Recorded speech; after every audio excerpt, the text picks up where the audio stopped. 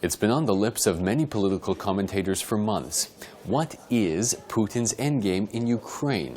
With reports of Russian troops and equipment continuing to flow into Ukraine, and with the deaths of Ukrainian servicemen, despite a ceasefire agreement signed by Russia and Ukraine, what is Putin's plan for Ukraine?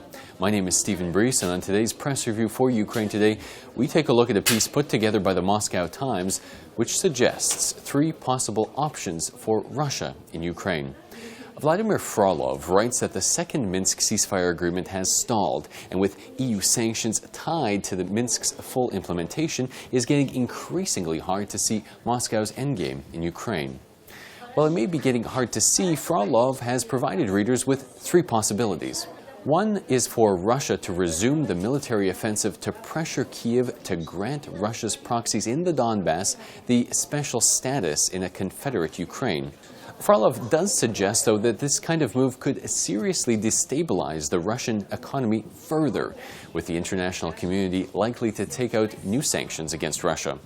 Now, the second option would be to freeze the conflict for good and gradually build up separatist enclaves into functioning unrecognized statelets, with their eventual absorption into Russia.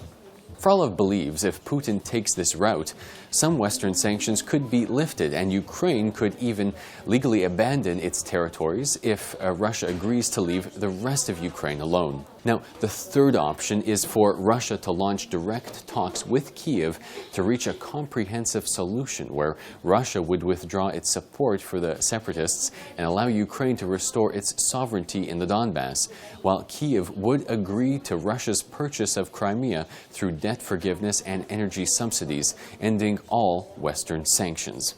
Now, the options given by Frolov would be all difficult politically for Ukrainian politicians to sell at home.